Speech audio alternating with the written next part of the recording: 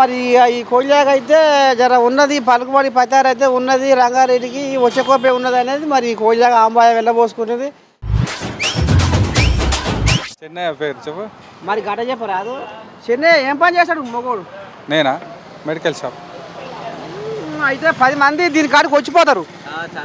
ఓహో, ఈ medical shop అంటే మొత్తం గుమ్మాయి చెక్కాయ గుంపు కట్టుకొని సూదికి మందుకు గోలికి దానికి దీనికి అన్నిటికీ ఐరొక్క దానికి పిల్లగాని కాడికి వస్తారు పిల్లగా.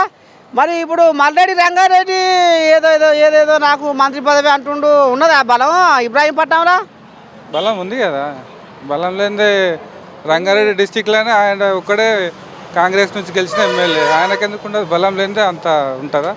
అమ్మని సామిరంగా చూస్తున్నావే ఓ రేవంతమయ్యా, మంత్రి పదవి కూడా ఆయనకు వెనక ముందు చేస్తున్నావట. కోజాకు బలం బాగానే ఉందట. అంటే జిల్లా మొత్తం ఉందా ఇబ్రాహీంపట్నమేనా? జిల్లా మొత్తంలో ఉంటుంది కదా, రంగారెడ్డిలో గెలిచింది ఆయనే కదా.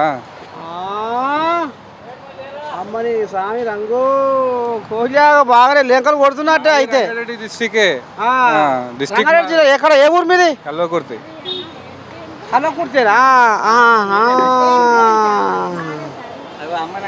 చెప్పు మనవరాలా, ఏం పని చేస్తావు? ఇదే పని, ఓ పండ్లు అమ్ముతావా? ఏ ఊరు? ఏ ఊరే? ఈ ఊరేనా? మీ ఎమ్మెల్యే పేరు ఏం పేరు? మా ఎమ్మెల్యే పేరా ఆయన రంగారెడ్డి. అమ్మా తెలివికాల పిండమే, మంచిగా గుర్తుపెట్టుకుంది. పేరు పేరు కృష్ణారెడ్డి. అమ్మని స్వామి రంగు కోళ్ళగా ఆయమన కోళ్ళగా కలిసింది. మరి ఎట్లా ఏంది మరి? బుగ్గకారు అంటుండు రంగారెడ్డి. ఓ అమ్మా, ఏ ఊరి మీద ఇంతకు? పటేల్ కూడా. అంటే అది ఎక్కడ ఇలాక ఎక్కడ నియోజకవర్గం? ఇదే ఇబ్రాహీంపట్నం. అయితే ఇదే కోళ్ళగా. మరి ఇప్పుడు రంగారెడ్డికి బుగ్గకారు కావాలన్నట, కలవరిస్తుండు. అవుతుందా మరి? అయ్యేదా పని? ఏమోనే డౌటే. అంతేనా?